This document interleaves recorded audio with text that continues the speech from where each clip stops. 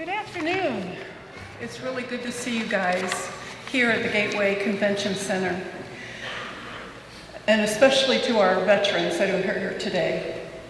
First, I want to thank the Collinsville Convention Center for donating all of this to our event, that we could honor our veterans and pass on the information to you. Collinsville Hometown Heroes is a volunteer program.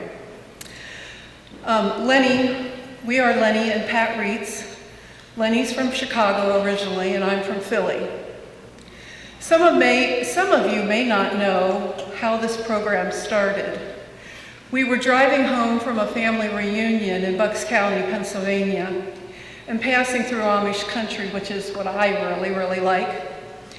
And in Ephrata, we saw these banners that were lined along the streets, and it looked so impressive. So the first thought that I had was, Collinsville could do this, which was followed up with, I wonder who I would talk to. So my philosophy is that if you bring up an idea, you better be ready to get involved with it. So I decided that I would talk to the mayor. And he liked the idea and was very supportive.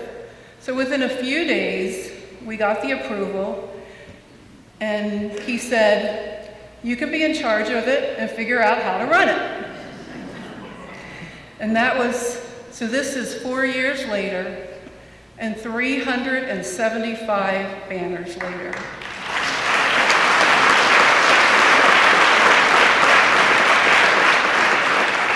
Collinsville has been very supportive, so I'm really proud of Collinsville. We have had great support from the city, from the mayor, from the streets department who hangs our banners, from Mark Alvarez who designed our banners. So if you see any other banners in any other cities, they copied from us.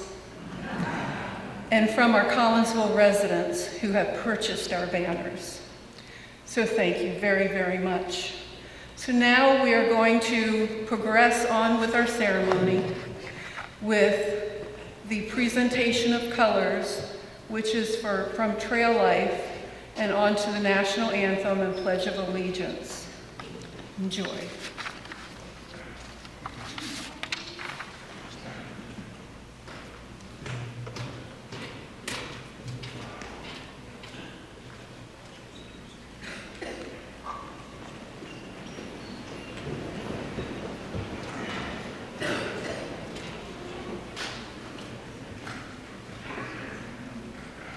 Color guard attention. Color guard advance.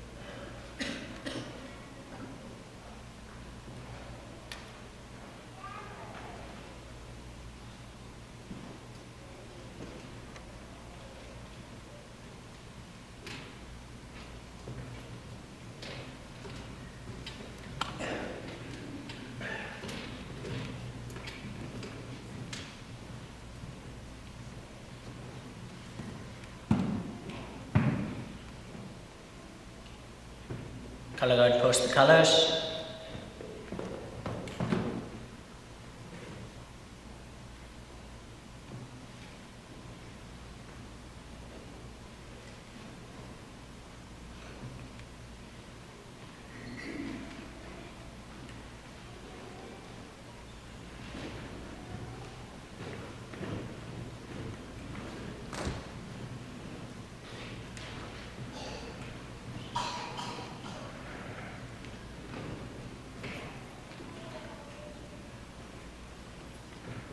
Please rise for the singing of the national anthem.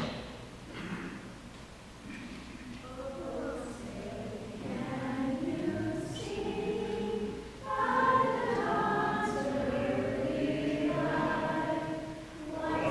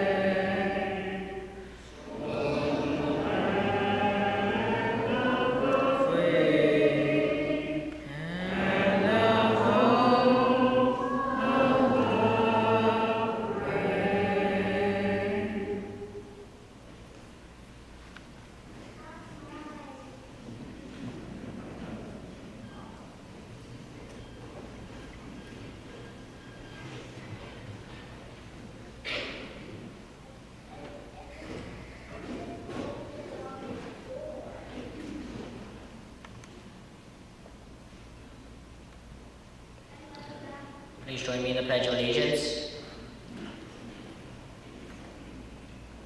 Pledge allegiance to the flag of the United States of America and to the republic for which it stands, one nation, under God, indivisible, with liberty and justice for all.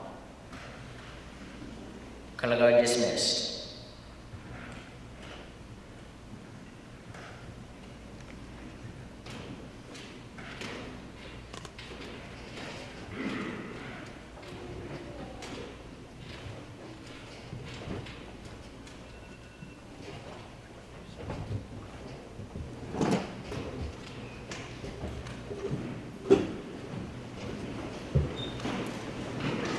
Hello, my name is Jennifer and I'm a member of the committee and I'm here to explain the next two presentations that we're going to do.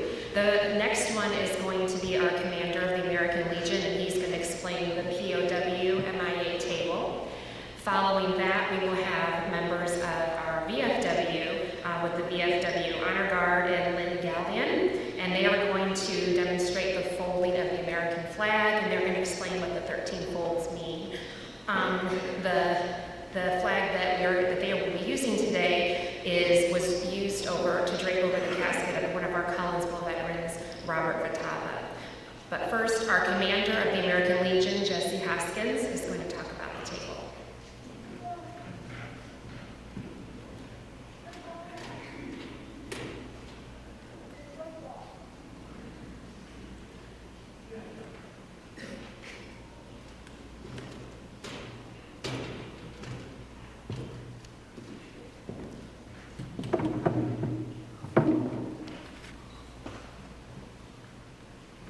I tend to get kind of noisy, so.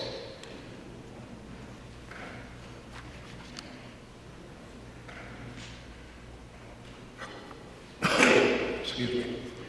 Those who have served and those currently serving in the uniformed services of the United States are ever mindful that the sweetness of enduring peace has always been tainted by the bitterness of personal sacrifice. We are compelled to never forget that while we enjoy daily pleasures, there are others who have endured and may still be enduring the agonies of pain, deprivation, and imprisonment. Before we begin our activities, we pause to recognize our POWs and MIAs.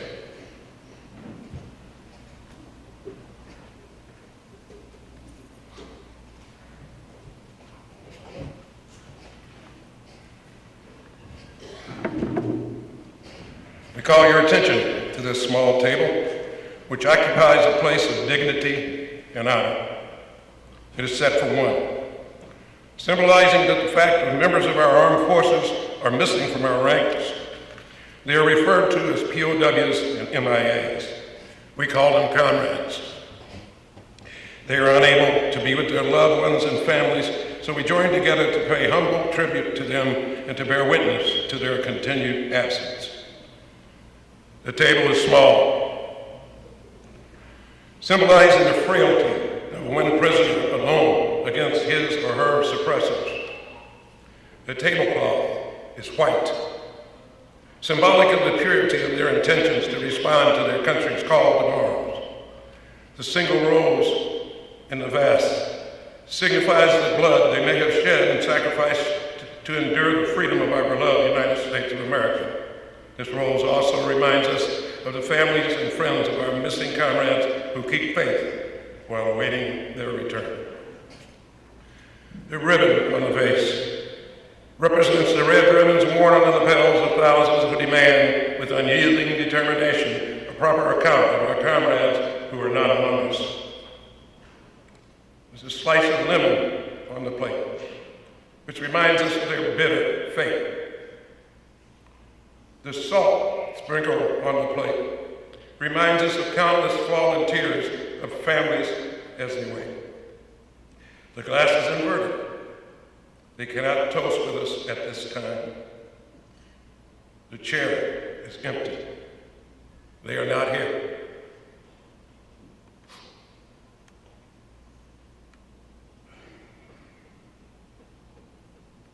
The candle is reminiscent of the light of hope which lives in our hearts to illuminate their way home, away from their captors, to the open arms of a grateful nation. The American flag reminds us that many of them may never return and have paid the supreme sacrifice to ensure our freedom. Let us pray to the Supreme Commander that all of our comrades will soon be back within our ranks. Let us remember and never forget their sacrifice. May God forever watch over them and protect them and their families. Thank you.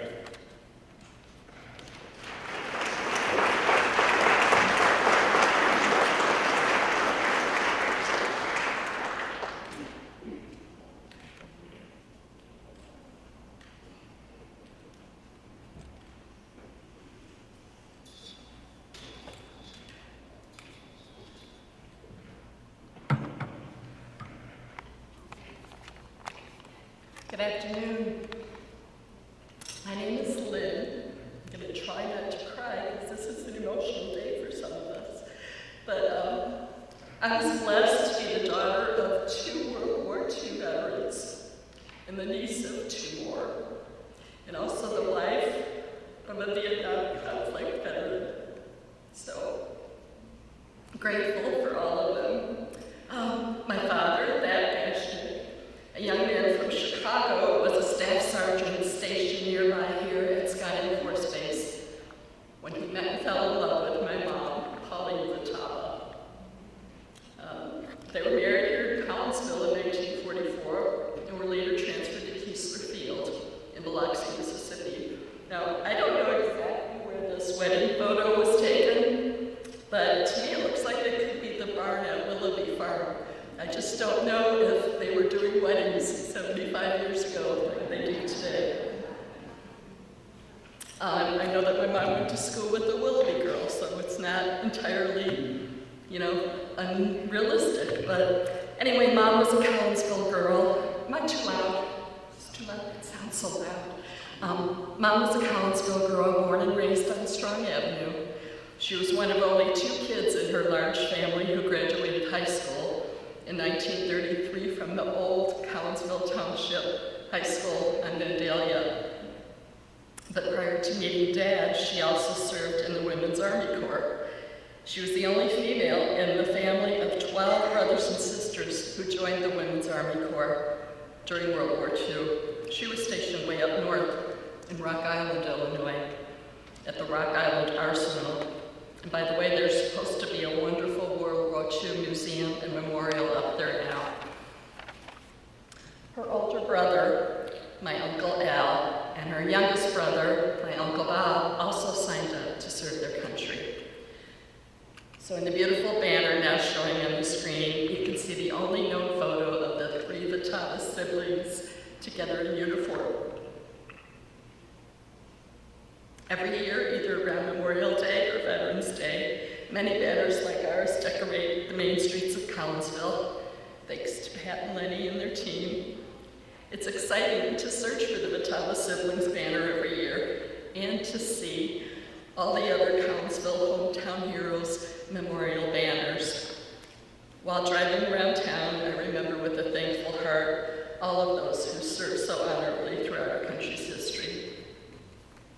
My grandmother, with 3 of her 12 children serving their country at the same time, must have been both proud and anxious.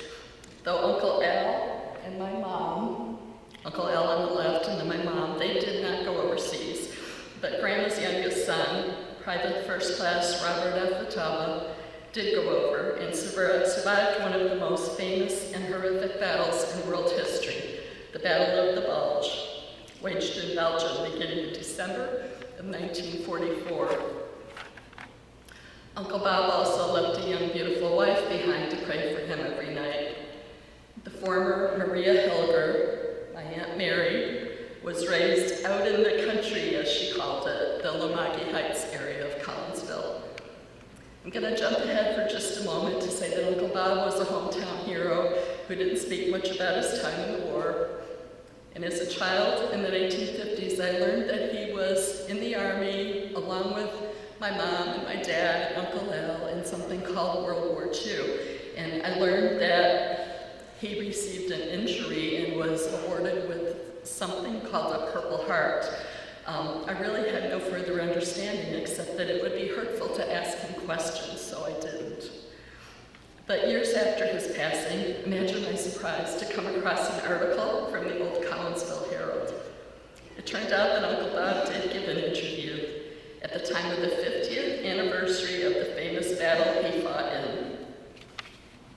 I quote, "Robert Vitava, a much decorated veteran, fought in the Battle of the Bulge. After being hospitalized for 6 weeks in France for wounds, he asked to be sent back to his old outfit. If I was going to be killed, he said, I wanted to be with my buddies that I trained with." And the article talked about his long-buried memories of how terribly cold it was that winter in Belgium, and how our trucks would get stuck in the snow oftentimes after snowstorms in 6 to 12 inches of snow. That picture he sent to my Aunt Mary with a little note on the back, "My sweet, this is a truck that I drive sometimes and also ride in," and this was the actual picture. In those days, they were allowed to send those things home, I guess. So his unit was 3 or 4 miles behind the front line across the Rhine River, and the men had to fire across their own troops. And he told how on one terrible day they watched as a reconnaissance plane, an American reconnaissance plane giving them directions, was shot down. It was quite some time before another one came, and there was a lot of confusion until the troops knew where to fire again. The article continued, Vitava was 21. He said most of the soldiers were 19 to 21. "We had never seen so much death in our lives, and we were scared." Vitava said one time, as he sat in the dark, his mind went back to when he was a kid. There was one bright star. "I made a wish that the war would end, and I asked God to keep us safe. I don't know if it was a miracle or what, but I'm here today." So, 25 years have passed since that interview, and this December it will be the 75th anniversary of the Battle of the Bulge. Behind me you can see a table covered with an actual military burial flag. It's the very same flag that covered the casket of former PFC Robert Vitava, who served so bravely in that battle and died here in Collinsville at the age of 90. During his graveside ceremony in Holy Cross Cemetery in Collinsville, September 2011, the flag was folded into a triangle and presented to his loving son, my cousin Bobby, who has sadly also passed away. But today, Uncle Bob's remaining family and friends who are here, including nieces and nephews down to the 3rd generation, are happy to have this flag used to demonstrate the 13 folds and the deep meanings for each fold. When finished, the gentlemen from the Collinsville VFW Honor Guard we're going to present the flag once again folded into a triangle to a beloved niece of Uncle Bob, Cheryl Hilger Fitzler. But since she was ill today and couldn't be here, I'll accept it today on her behalf. So thank you all for your attention today. And now please give your full attention to these gentlemen during this demonstration, the beautiful flag folding ceremony.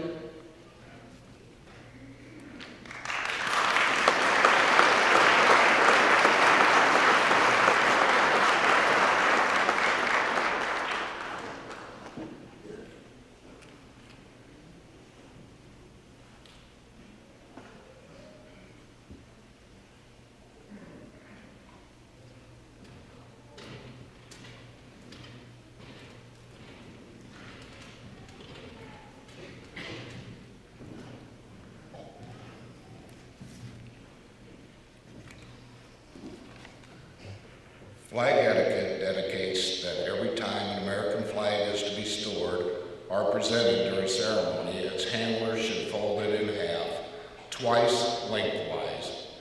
Then starting with the end, opposite the blue field, make a taut triangular fold. Handlers continue to fold the flag in triangles until the flag has formed a triangular pillow.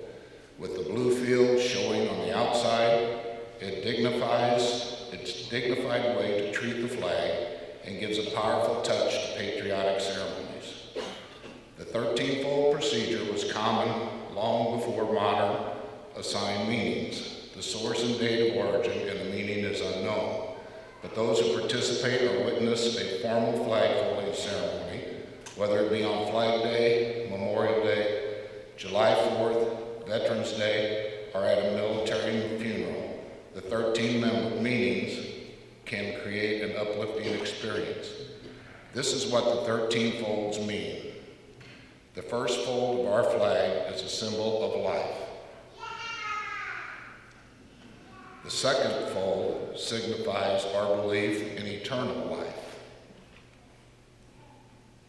The third fold is made in honor and tribute to the veterans departing our ranks and who gave portion of his or her life for the defense of our country to attain peace.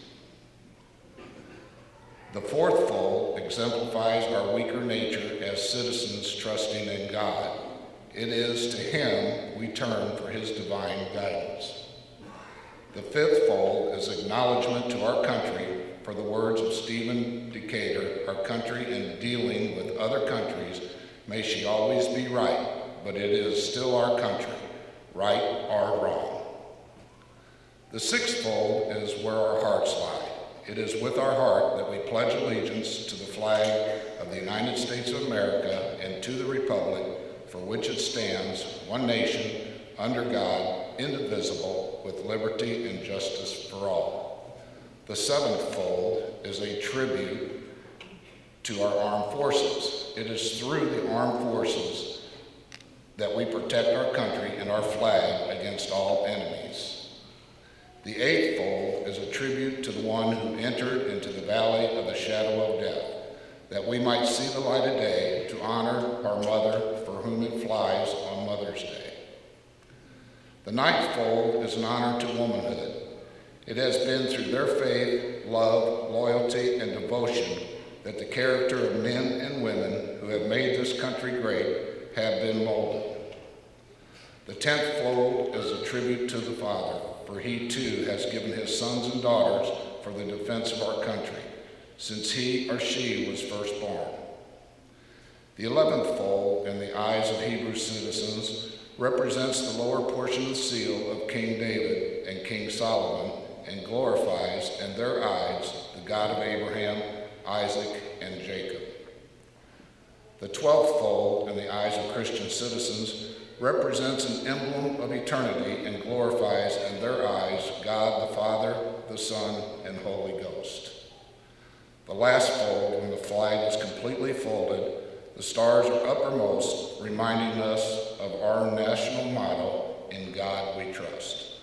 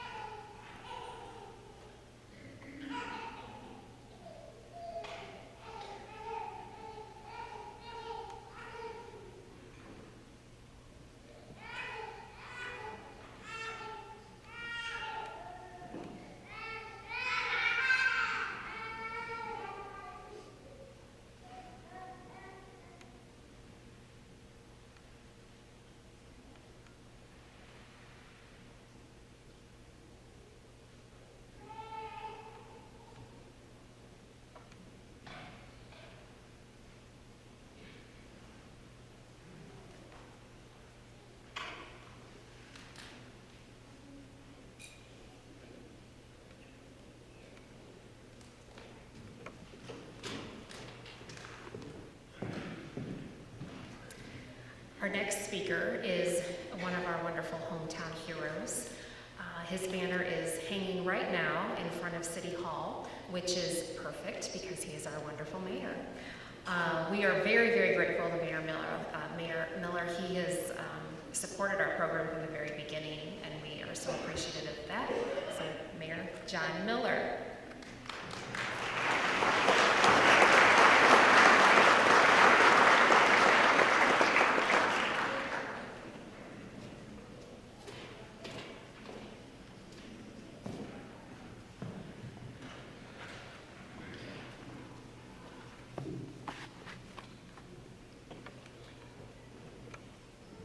I'm overwhelmed this afternoon, I should say. The number that have shown up for this solemn occasion.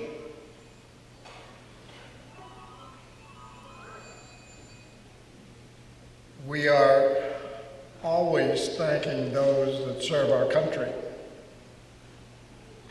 but we never show the gratitude in such a community type of event.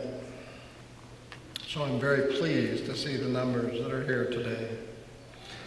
I'd like to recognize the Airlifter Brass Ensemble. They did a fantastic job for us.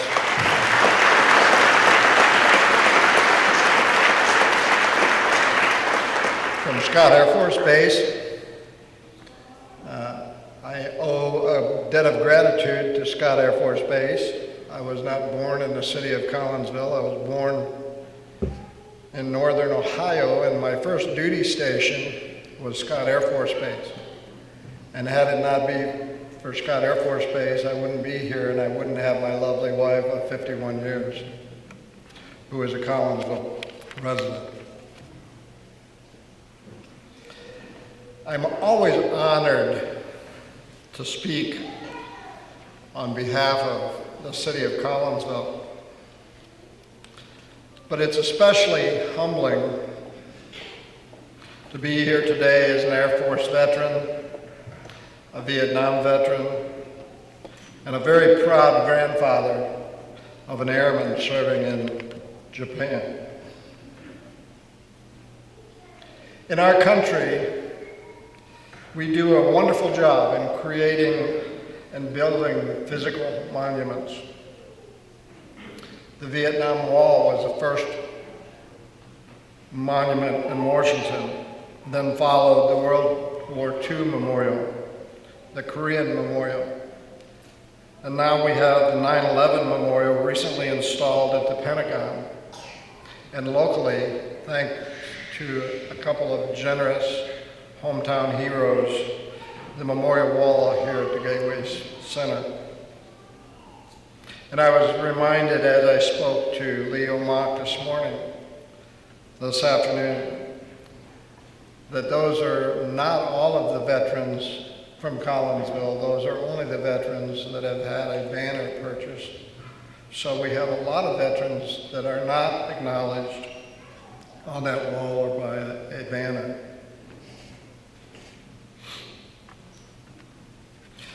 We also have a memorial at the Collinsville High School put up by students that are honoring our veterans in front of the high school, right at the base of the large flagpole. I was very happy to be part of that dedication, as I am here today. These are solid symbols that physically commemorate our military heroes. And at these hallowed places, we can see, and at the wall, we can even trace with our fingertips the name of those in uniform who have given of themselves in defense of our country. My wife and I visited the memorial about 4 years ago. I'd seen the traveling wall, but I had never been to Washington to visit the real Vietnam veteran wall. And I was standing there, tracing my fingers across a classmate that I went to high school with, his name, a lady that I did not know, came up, wrapped her arms around my wife and I, and said, "Thank you for your service." I was doing quite well up until that point, and with that I broke down, crying like a baby. 58,000 names on that wall, not to count those that have died since due to Agent Orange. And that's just the Vietnam War, not the World War II or Korean.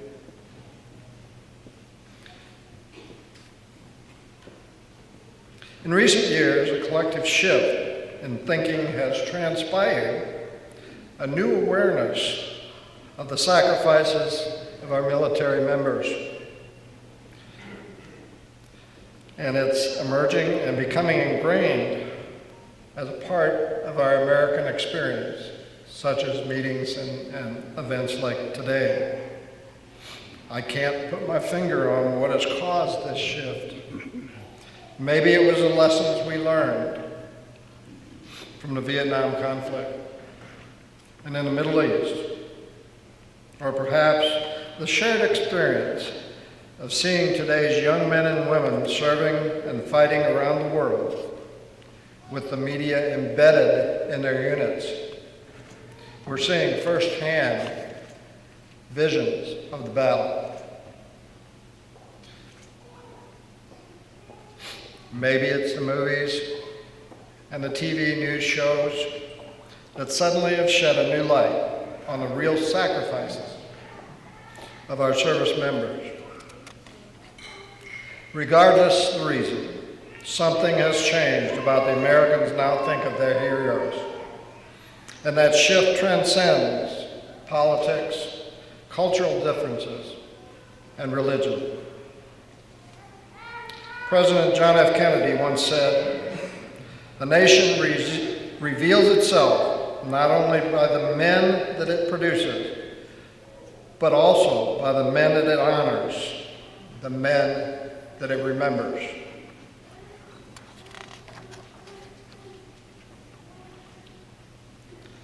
Of course, today we honor servicemen and women. Women are on the front lines as well as men today. But the sentiment remains crystal clear. A key component of our nation's greatness lies in the ability to honor, appreciate, cherish, through our actions and our memories, all of those who served and those who served, and those who paid the supreme sacrifice to ensure our freedom. We often hear that freedom is not free, and that each generation pays its due. We say thank you to those for generations who have footed the bill, to those who have served, and those who paid so dearly with their lives, and to their families and their friends whose lives forever changed and to whom we owe an enormous debt. Gathering today is one way to show our appreciation and gratitude. But how do we extend that reverence we feel today through other days of every year? Let me make a few suggestions. I'm happy to see children here today, lest we not forget. We must teach our children and others about the sacrifices that have been made on our behalf so that we might continually to enjoy the liberties and the freedoms granted in our Constitution. I heard just recently in a school district somewhere that they were going to cease talking about World War II because it caused disruption in the children that were taking those classes. If we don't teach our children about wars, we will continue to have this problem. We must help our future generations understand that politics aside, the act of committing yourself to your country and being willing to fight for your freedom the freedom of others, is among the most noble endeavors. We can do this by volunteering to help those veterans who are still with us, by assisting a family who's grieving the loss of a service member, by visiting those injured in service to the nation to help them build a new life. Gary Sinise, an actor, author, has dedicated the rest of his life to helping veterans, a great American.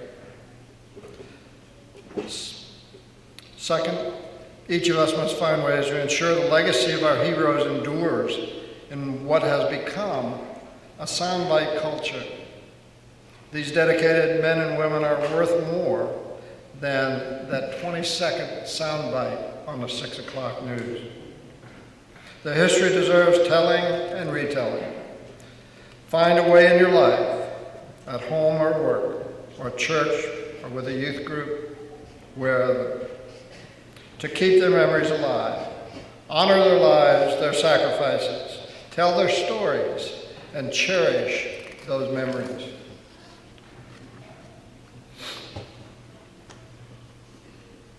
Our military is one of the world's greatest powers. We also are one of the world's greatest instruments of peace and humanitarian assistance.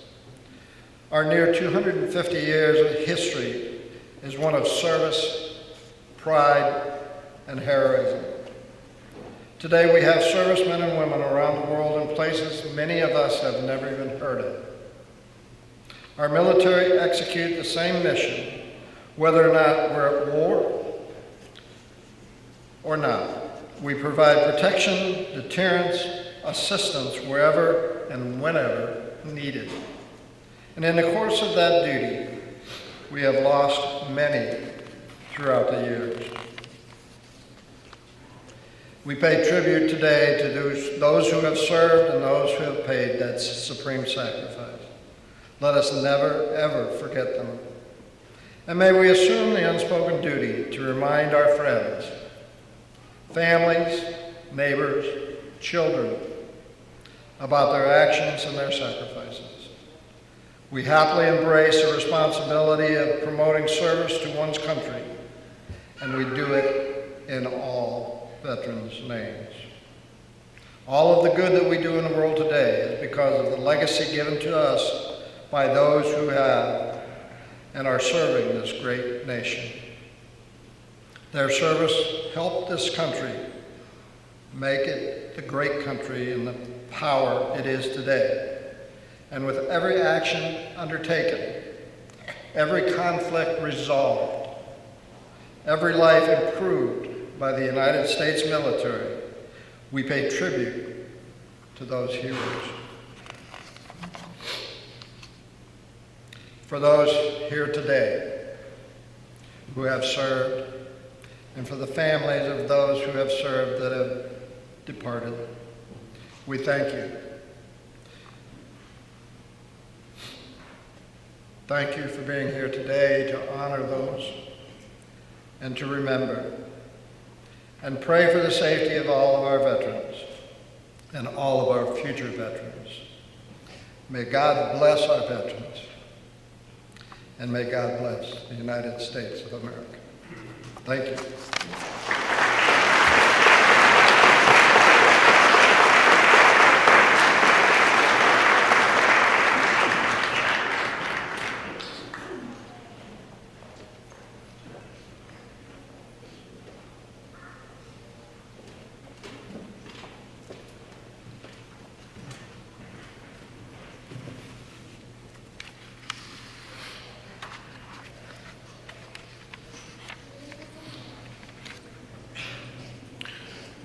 Well, I've gone over all of these banners.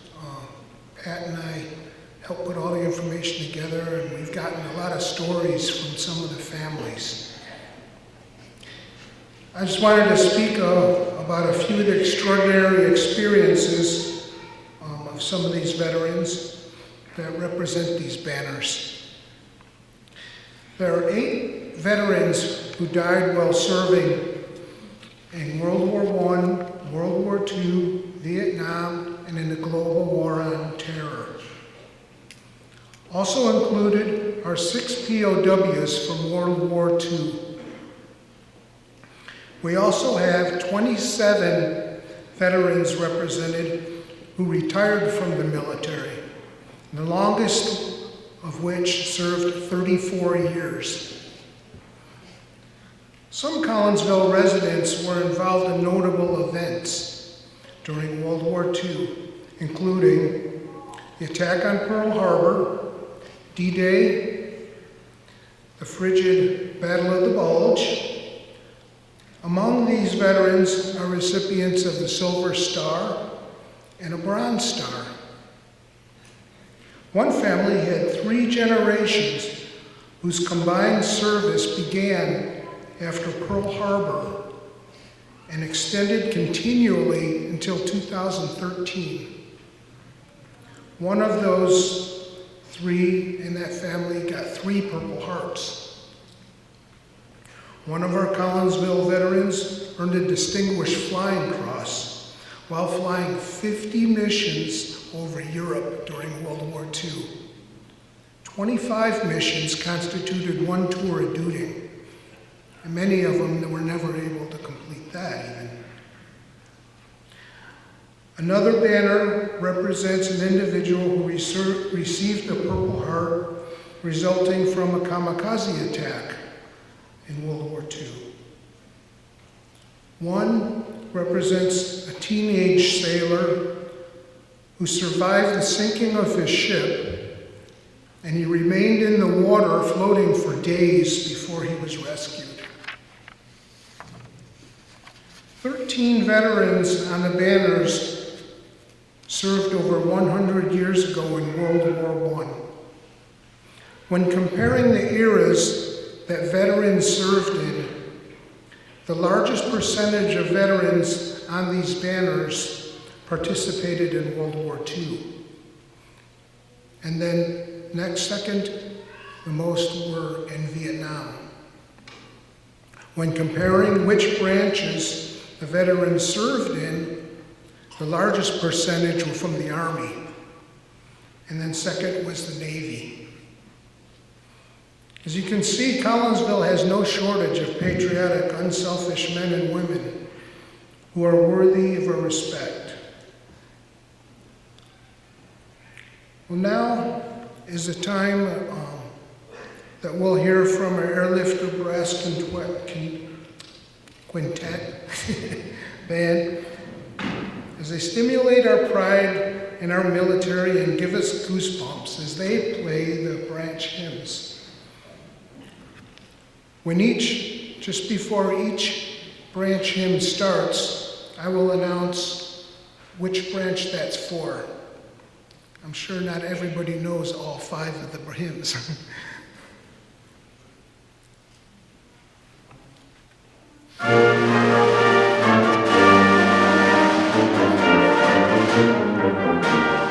United States Army, please stand.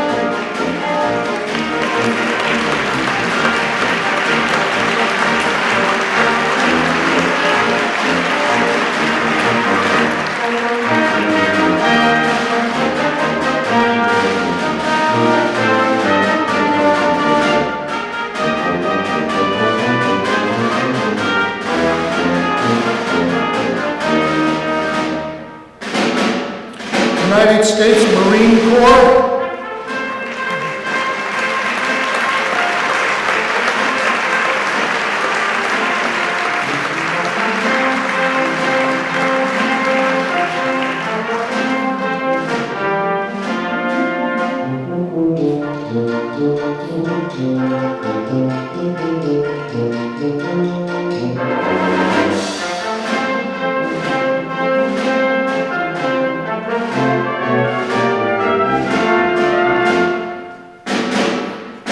United States Navy.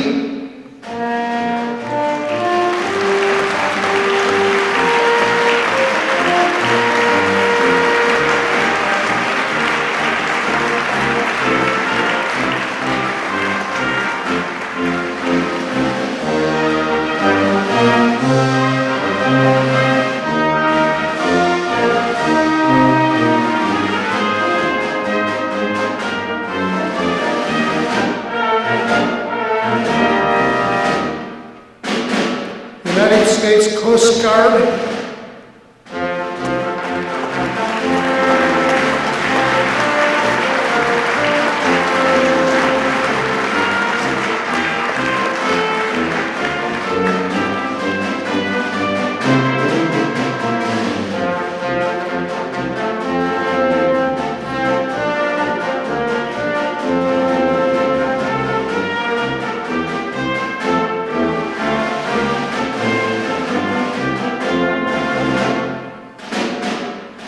United States Air Force.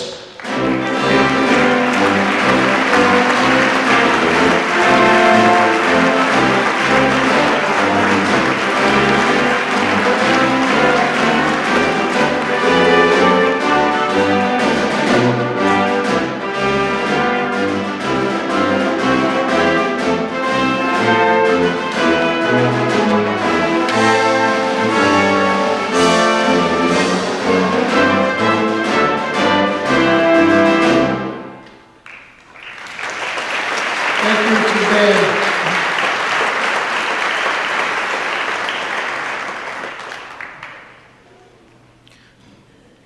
Recently, I was talking to one of the service members who served in World War II, and he wanted to be here. He wasn't able to make it today, but he said, "I'll be there if I'm still alive."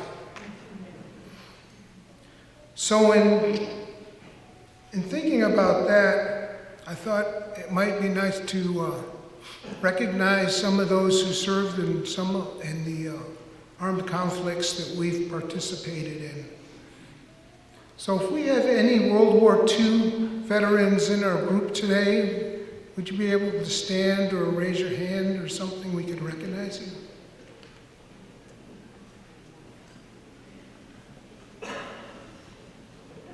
Yeah. Very good.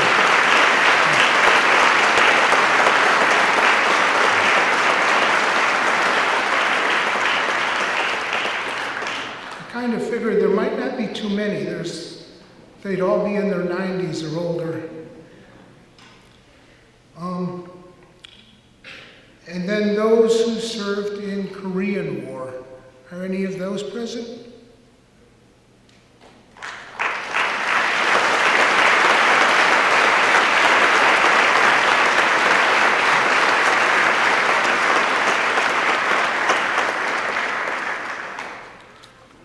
Any Vietnam veterans?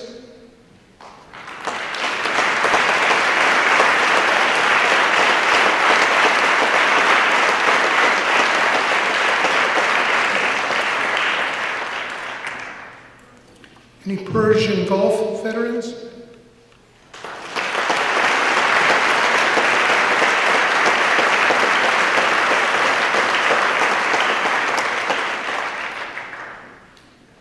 And any veterans of the global war on terror?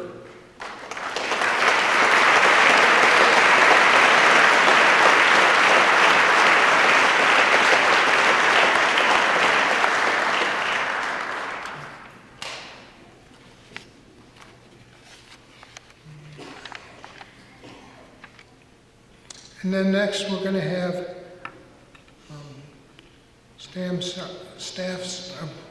Staff Sergeant Warmbrodner, right? Okay, he'll explain why he's coming.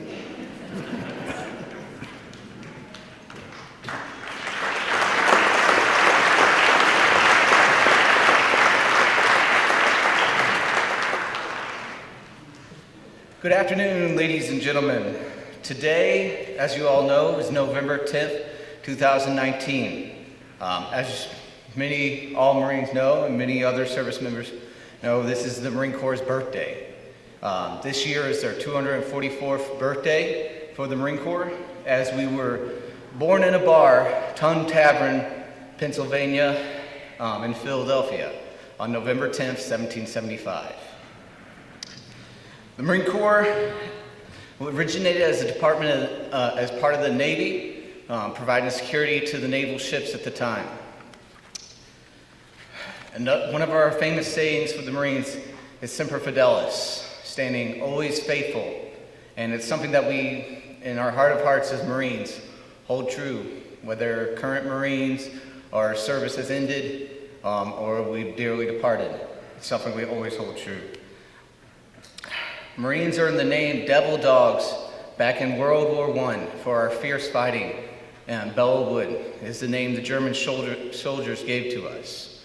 Another name, Leathernecks, was a term we adapted from later on for our traditional uniforms that had the high collars to protect from sword slashes. As well as that, Marines are not only known for amphibious landings, and nowadays we have what's called the Marine Air Ground Task Force, which combines both air, land, and sea with our combined operations. Along with the missions with the MAGTAS, Marines also provide security at all the American embassies around the world.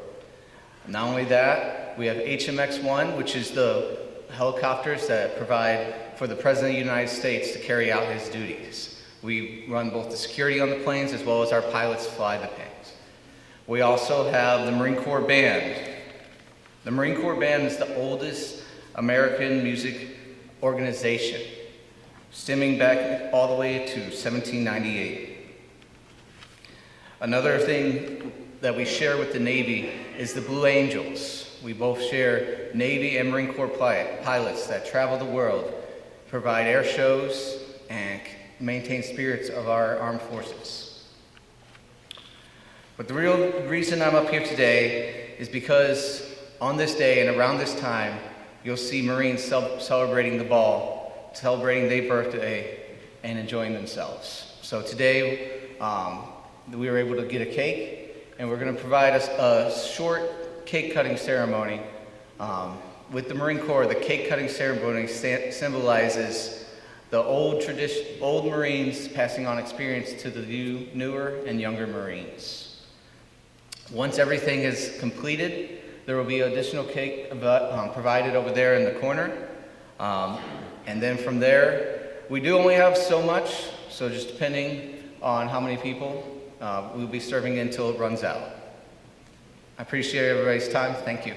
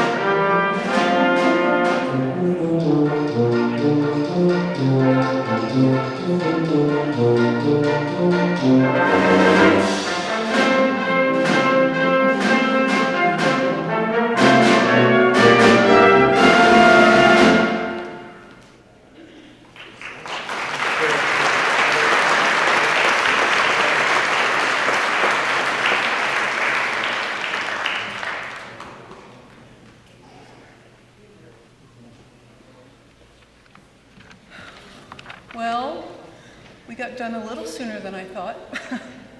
I wanted to ask for Leo Mock and Troy Gilliland to come up first, please. I see Leo. I see Troy. These are the gentlemen that made our tile display. If you have not seen the tile display, I would encourage you to look at it. It's right outside the doors to your left.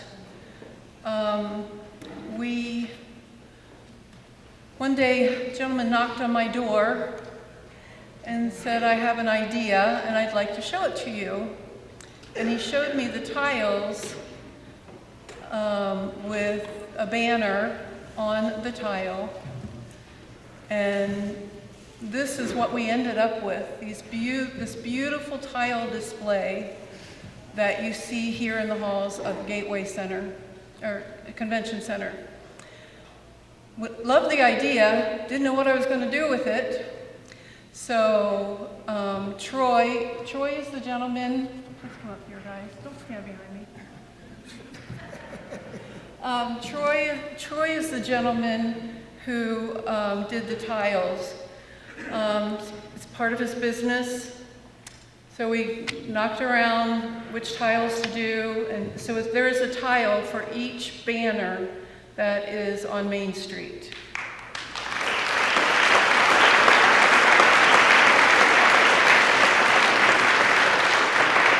So we have these gorgeous tiles, but what are we going to do with the tiles? So one of our committee members' father-in-law is a master woodworker, and he is the gentleman who did the woodworking to put the tiles in. So it's all in who you know. So Leo did the woodworking where the tiles all are. Then the next question was, where are we going to put these things? Because they're not very small. And one of our committee members' wives asked here at the Gateway Center, and the Gateway Center said, yeah, we'll put them up here. So this is where our tile displays are going to be displayed indefinitely. This is their home.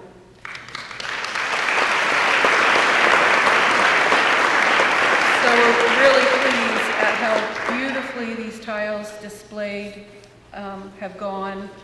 Both gentlemen have donated their time and their product to us, and I'm sure it was quite a few hours. So if you can give these gentlemen your appreciation for all the work that they've done.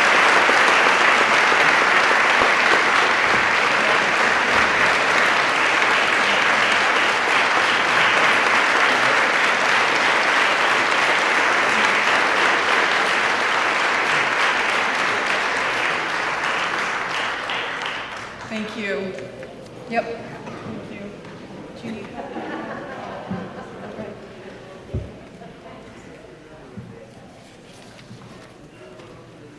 So you know where the tiles are. Also, you can visit the tables on your way out if you haven't seen those. Previously, we've only had 2 tables, and since we had a much larger venue this year, we asked a few more people to display and for information for us, and we've had a great turnout there. Our cake location is right up here in the front. Please help yourself to some cake, else I'm going to have lots of cake to give away. So please help yourself to the cake. It's free. Gateway Center has some snacks and things, but that is for purchase, so you know there's other food out there. I can smell the popcorn, but I don't know what else is out there. But that is for purchase, the cake. Please help yourself there. There is booklets out there on one of the tables to your right. Now those booklets were donated by the Mock family, and they are a picture of every single banner that is on Main Street between the 2 holidays. So due to the turnout, if you want to pick up a booklet, every family, please only pick up 1 booklet, but every family can have a booklet. You're welcome to pick up 1 booklet there, and that will be on the table on the right-hand side. But just 1 booklet per family. And again, we want to thank our convention center for allowing us to do this. They did this for free for us, and I can't tell you how much we really appreciate it. They were very easy to work with, and it's turned out beautifully. So thank you all for coming, and have a great rest of the day.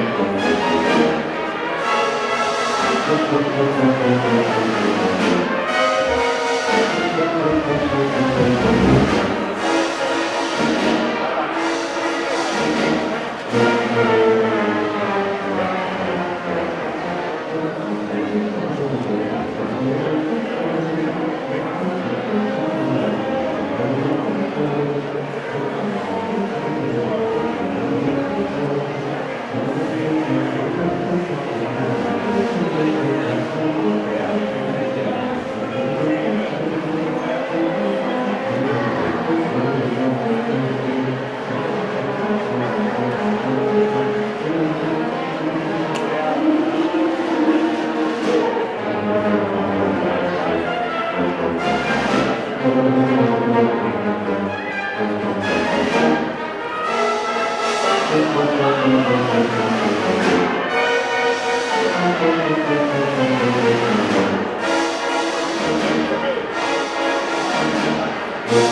you.